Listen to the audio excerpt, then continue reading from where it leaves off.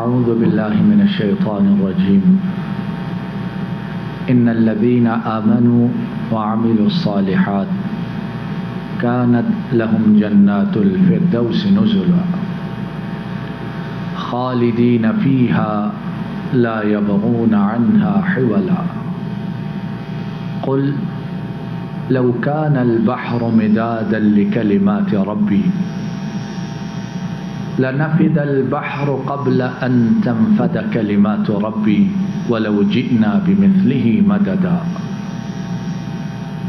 قل إنما أنا بشر مثلكم يوحى إلي أنما إلهكم إله واحد فمن كان يرجو لقاء ربه فليعمل عملا صالحا ولا يشرك بعبادة ربه أحدا۔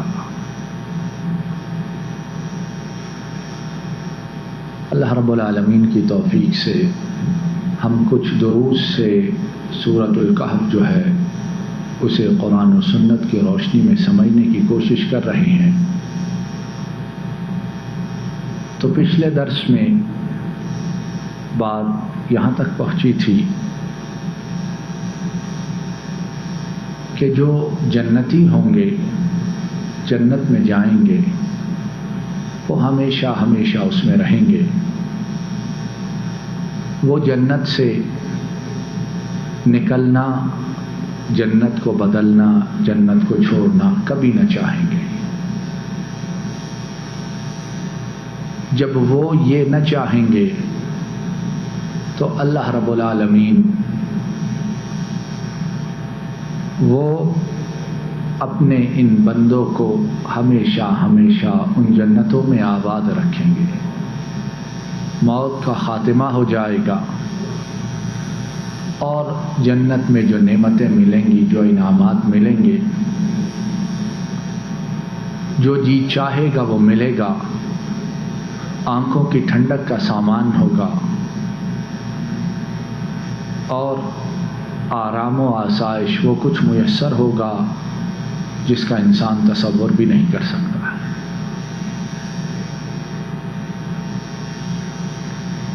اب ہم لوگ جو اس دنیا میں رنگینیوں میں، اس دنیا کی رنگینیوں میں کھو گئے ہیں اور ایسے کھوئے ہیں کہ ہم نے دنیا کو دین پر فضیلت دے دی ہے۔ دنیا کا کام پہلے اور دین اور آخرت کا کام بعد میں۔ اور اگر دنیا کے کام کے پیچھے، دنیا کے حصول کے لیے دین چھٹتا، دین مٹتا یا دینی فرائض واجبات میں کوتاہی ہوتی ہے تو ہم لوگ اس کی پرواہ نہیں کرتے۔ اس کی بہت سی وجوہات ہیں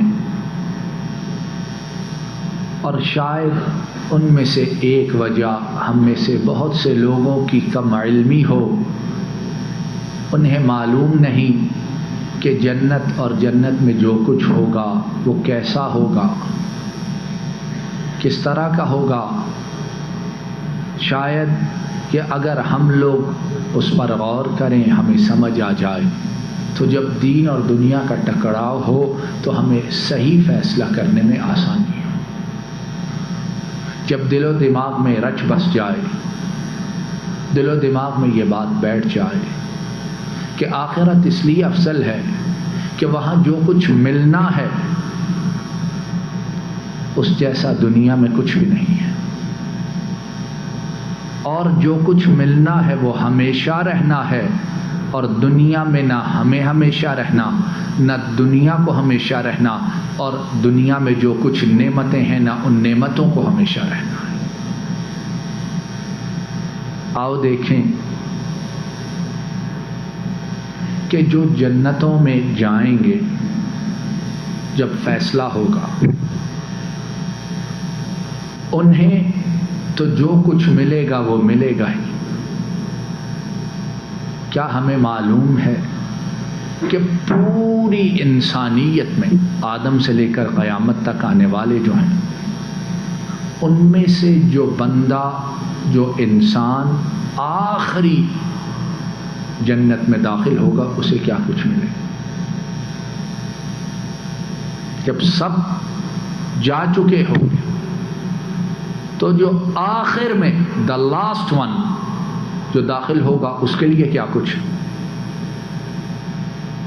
پھر اندازہ لگائیں کہ اس سے پہلے جتنے ہوں گے ان کے لیے کیا کچھ ہوگا.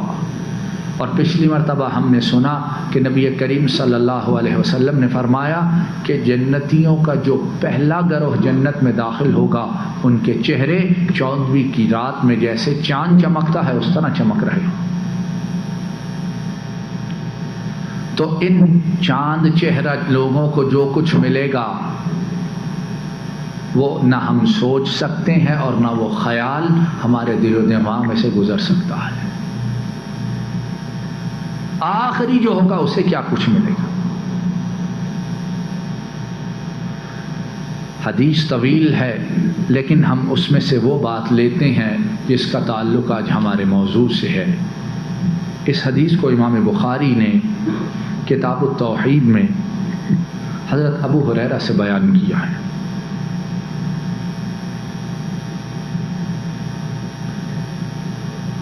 نبی کریم صلی اللہ علیہ وسلم ارشاد فرماتے ہیں حتی اذا فرغ اللہ من القضاء بین العباد واراد ان یخرج برحمته من اراد من اہل النار امر الملائکہ ان یخرجوا من النار من کان لا یشرک باللہ شیئا ممن اراد اللہ ان یرحمہ ممن یشہد ان لا الہ الا اللہ فیعرمونہم فی النار بأثر السجود تأکل النار ابن آدم الا اثر السجود حرم اللہ علی النار ان تأکل اثر السجود فیخرجون من النار قد امتحشوا فيصب عليهم ماء الحياة فينبتون تحته كما تنبت الحبة في حميل السيل ثم يفرغ الله من القضاء بين العباد ويبقى رجل مقبل بوجهه على النار هو آخر النار دخولا الجنة هو آخر النار دخولا الجنة فيقول أي ربي اصرف وجهي على النار فإنه قد قشبني ريحها وأحرقني ذكاؤها فيدعو الله بما شاء أن يدعوه ثم يقول الله عز وجل هل عسيت إن أعطيت ذلك أن تسألني غيره فيقول لا وعزتك لا أسألك غيره. نبی کریم صلی اللہ علیہ وسلم فرماتے ہیں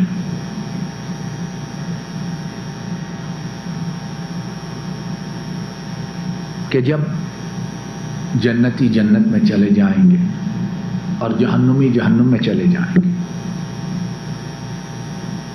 جب جنتی رب کی رحمت سے جنت میں داخل ہو جائیں گے اور جہنمی اپنے اعمال کی وجہ سے جہنم میں جلنے لگیں گے, اللہ رب العالمین اپنے بندوں کے درمیان فیصلے سے فارغ ہو جائیں گے.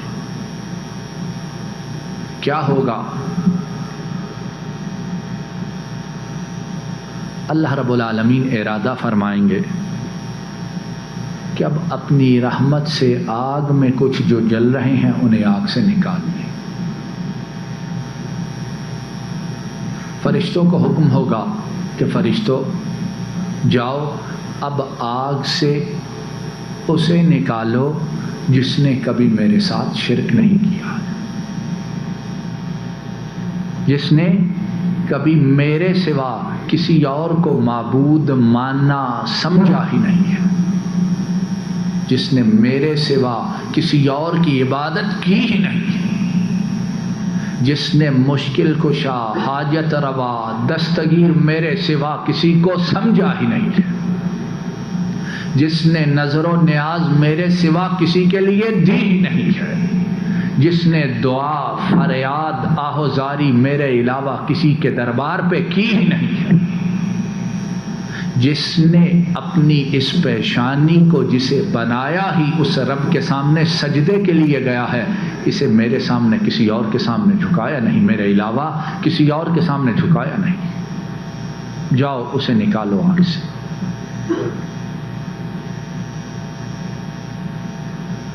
اسے نکالا جائے گا۔ اب سوال یہ پیدا ہوتا ہے کہ فرشتوں کو کیسے معلوم ہوگا؟ فَيَعْرِفُونَهُمْ فِي النَّارِ بِأَثَرِ السُّجُودِ، جو ایسے موحد ہوں گے جنہوں نے اپنی اس پیشانی کی لاج رکھی ہوگی، عزت رکھی ہوگی۔ یہ پیشانی جو ہے، جو پیشانی رب کے سامنے جھکتی ہے، وہ بڑی مبارک پیشانی ہے۔ اس کی شان و شوکت، اس کی منزلت کتنی ہے؟ ابھی یہ حدیث مبارکہ کا جو ٹکڑا ہم پڑھ رہے ہیں اس سے ہمیں پتہ چل جائے کہ وہ پیشانی جو وحدہ لا شریک کے سامنے جھکے، وہ پیشانی اللہ کے ہاں کتنی قدر و منزلت والی ہے۔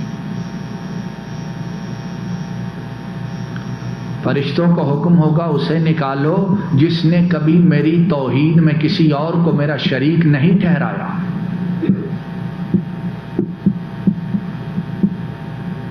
اب کیا ہوگا؟ فرشتے ایسوں کو پہچانیں گے کہاں سے؟ ان کی پیشانیوں پر سجدوں کی وجہ سے جو داغ پڑ چکے ہوں گے، نشان پڑ چکے ہوں گے، فرشتے اس کی وجہ سے انہیں پہچان لیں گے۔ اور نبی کریم صلی اللہ علیہ وسلم فرماتے ہیں کہ جو آگ میں جہنم میں ڈالے جائیں گے ہوں گے موحد، اللہ کے سوا کسی کو رب نہیں مانا ہوگا، آگ ان کے سارے جسم کو کھا جائے گی لیکن پیشانی کے اس نشان کو کھا نہ سکے گی۔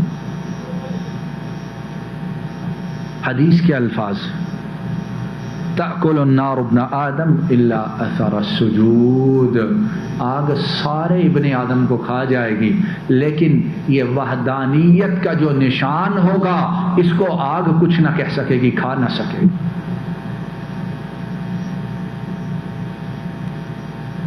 تو میرے عزیزو، جو اس دنیا میں رہتے ہوئے ایک موحد ہے، صرف ایک اللہ کو ماننے والا، اس کی عبادت کرنے والا ہے، اللہ کے ہاں اس کی شان و شوکت کتنی زیادہ ہے۔ اور پھر اسی سے اندازہ لگاؤ جو اس پیشانی کو غیر اللہ کی چوکھٹ پہ ذلیل کرتا ہے، رب کو اس پر غصہ، رب کو اس پر غضب کتنا زیادہ ہے۔ اور پھر جو اس توحید کی طرف دعوت دینے والا ہے وہ اللہ کو کتنا پیارا ہوگا۔ اور جو آدمیت کے بنے ہوئے آستانوں پر بیٹھ کر ابن آدم کو اس پر جھکاتا ہے اپنی دنیا کمانے کے لیے، وہ رب کے ہاں کتنا بدبخت اور شقی ہے۔ اور پھر اس سے بڑا محروم کون ہوگا؟ جنہوں نے غیر اللہ کے آستانوں پر بیٹھنے والوں کو اپنا بڑا بنا رکھا ہے۔ امت پر عذاب نہ آئے تو اور کیا ہو، امت ذلیل نہ ہو تو اور کیا ہو، غیر کلمہ پڑھنے والے لیکن عمل سے رب کے علاوہ ہزاروں معبود بنانے والے، انہیں مارے نہ، ان کا خون نہ بہائیں تو اور کیا کریں۔ تأکل النار ابن آدم الا اثر السجود، فرشتے دیکھیں گے پورے جسم جل گئے ہیں لیکن یہ پیشانیوں کے نشان باقی ہیں۔ یہی ہے وہ جنہوں نے کبھی رب کے ساتھ کسی اور کو شریک نہ ٹھہرایا تھا۔ اور پھر نبی کریم صلی اللہ علیہ وسلم کا ارشاد گرامی آپ فرماتے ہیں اللہ نے آگ پر حرام قرار دیا ہے، آگ یہ جو نشان میری وحدانیت کے لیے پڑا ہے، تو نے اس نشان کو کھانا مٹانا نہیں ہے۔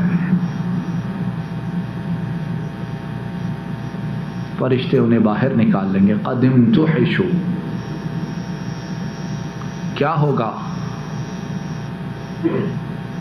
جو آگ کی وجہ سے جلد ہے وہ جل چکی ہے، گوشت جو ہے وہ خراب ہو چکا، جل گیا ہے، اور یہ نشان باقی ہے۔ اللہ رب العالمین کا حکم سے، ان کے حکم سے فَيُصَبُّ عَلَيْهِمْ مَاءُ الْحَيَاةِ، اللہ حکم دیں گے ان کے ان جلے ہوئے جسموں پر ایسا پانی ڈالا جائے گا جسے نبی کریم صلی اللہ علیہ وسلم نے ماء الحیات، زندگی والا پانی فرمایا ہے۔ فرمایا، اللہ فرمائیں گے یہ پانی، زندگی والا پانی، ان جہنمیوں کے جسموں پر ڈالو۔ تو فرمایا ان کے جسم دوبارہ اگ پڑیں گے۔ کس طرح اگیں گے؟ جس طرح ایک دانے کو پھینکو، پانی کا سیلاب آئے تو اس کے بعد وہ دانہ اس سے پھوٹ پڑتا ہے، اس سے درخت اگتا ہے، اس سے فصل اگتی ہے، وہ سرسبز و شاداب ہوتا ہے۔ فرمایا اسی طرح ان کے جسم اگ پڑیں گے۔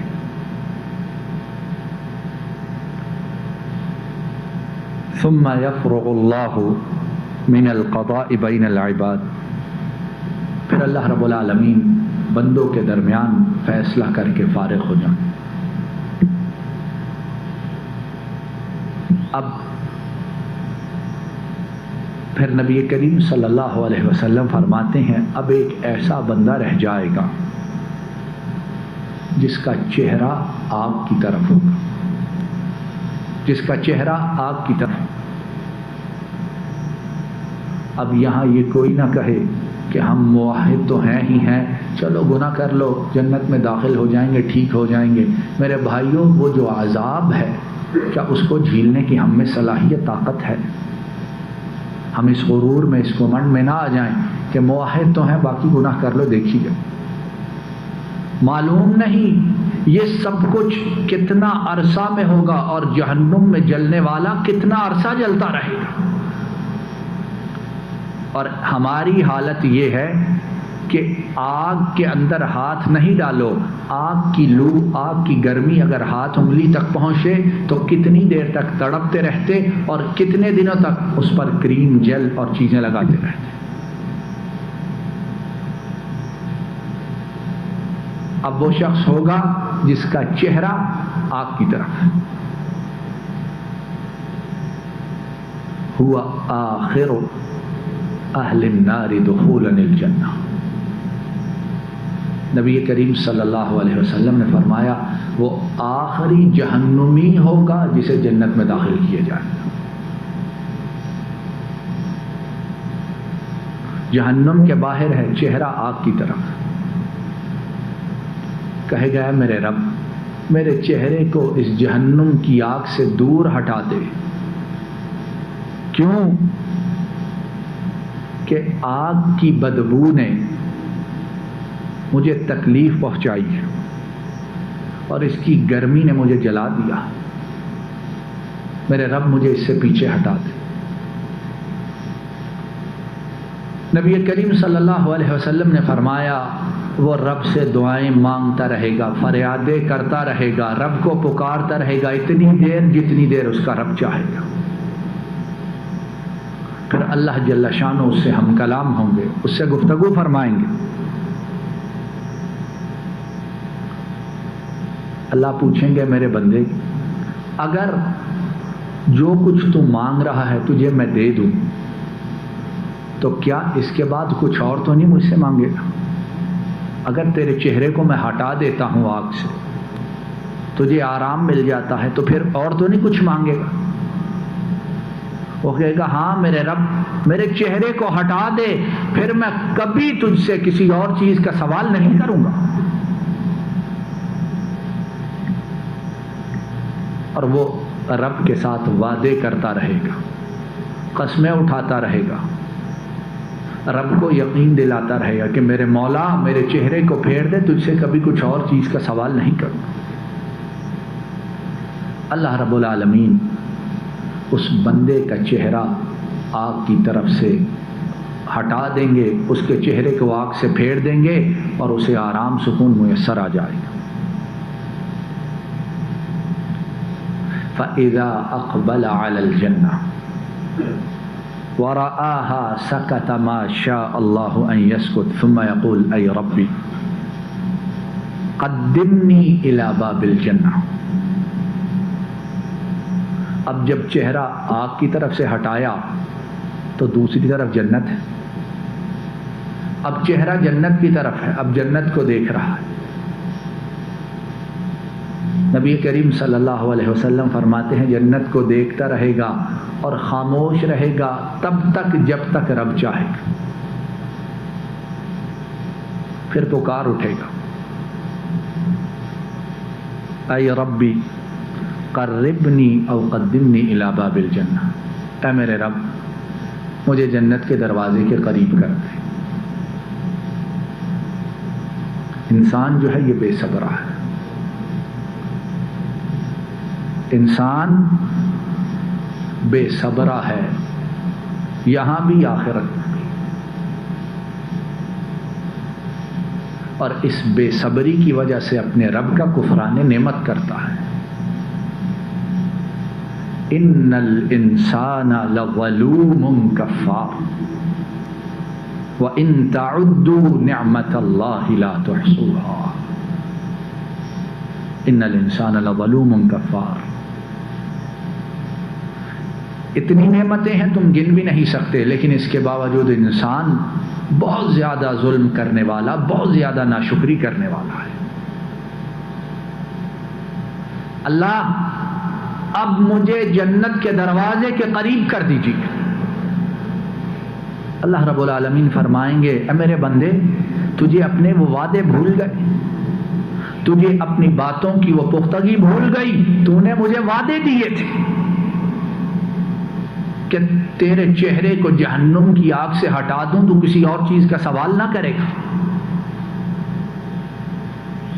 وَيْلَكَ يَا ابْنَ آدَمَ مَا أَغْدَرَكَ. آدم کے بیٹے ستیہ ناس، تو کتنا وعدہ خلافی کرنے والا، تو کتنا غدار ہے.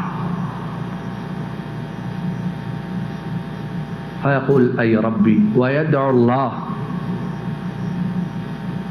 حتى يقول هل عسيت ان اعطيت ذلك الا تسأل غيره.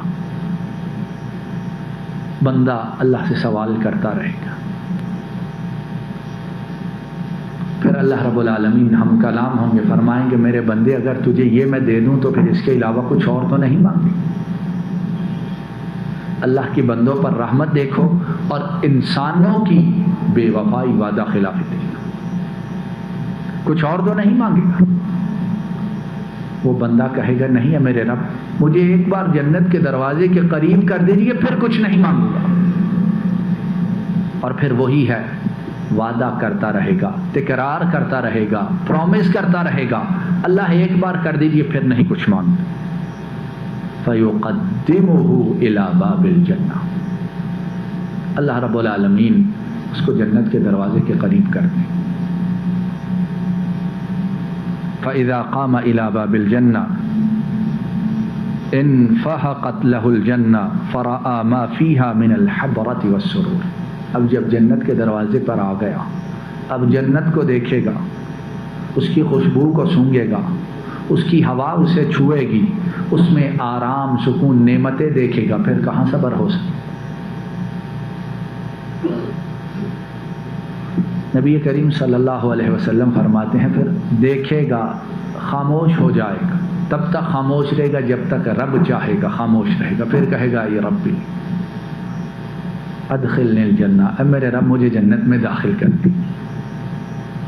اے میرے رب مجھے اب جنت میں داخل فرما دیجیے. دروازے تک پہنچا دیا ہے، اب اندر بھی لے جائیے.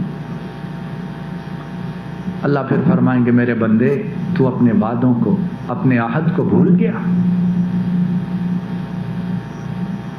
2 بار تو نے مجھ سے وعدے کیے اور دونوں مرتبہ تو پھر خلاف ورزی کر رہا.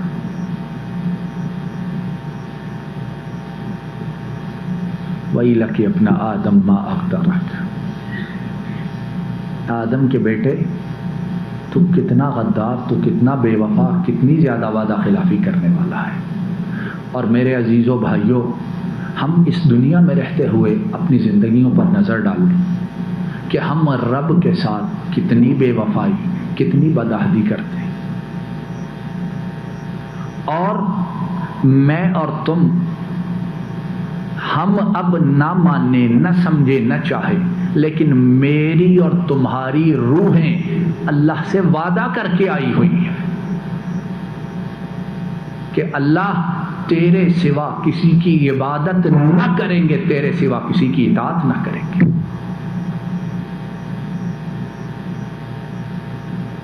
اور ہم پوری زندگی اس وعدے کی بے وفائی، عہد خلاف ورزی میں گزارتے ہیں. وہ بندہ پھر رب سے سوال کرتا رہے گا اور کہے گا لا اکون اشقا خلقک.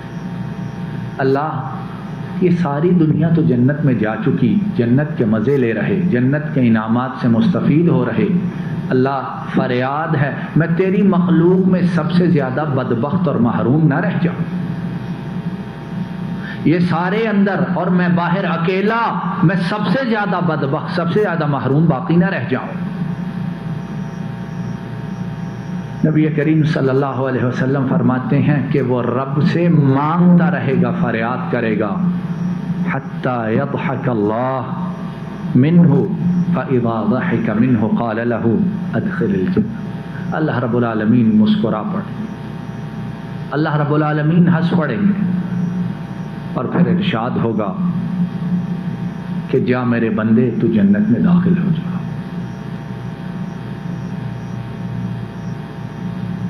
اب یہ آخری جہنمیوں میں سے ہے جو جنت میں داخل ہوگا، اور کس طرح داخل ہوگا یہ بھی ہم نے دیکھ لیا. اب بات جو میں نے پہلے کہی تھی کہ جنت کی نعمتیں، جنت کا آرام، جنت کا سکون، ان تمام چیزوں سے بے علمی ہمارے اعمال میں کوتاہی کی ایک بڑی وجہ ہے. ہماری بدعمالیوں کے جو اسباب ہیں ان میں سے ایک سبب یہ بھی ہے کہ ہمیں آخرت، جنت اور اس کی نعمتوں کی خبر نہیں. اب دیکھو یہ کیسے جنت میں داخل ہوا ہے. اب جنت میں داخل ہو گیا، اسے وہاں کیا ملے گا؟ اور جب اسے وہ کچھ ملے گا جو ہم آگے پڑھیں گے، تو جو اس سے پہلے ہیں انہیں کیا کچھ مل چکا.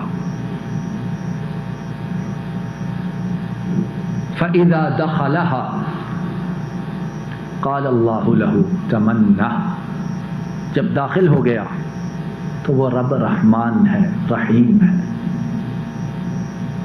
وہ رب کیا ہے؟ رحمان ہے، رحیم ہے. اور اس نے کائنات کے بننے سے پہلے لکھا ہوا ہے ان رحمتی سبقت غضبی.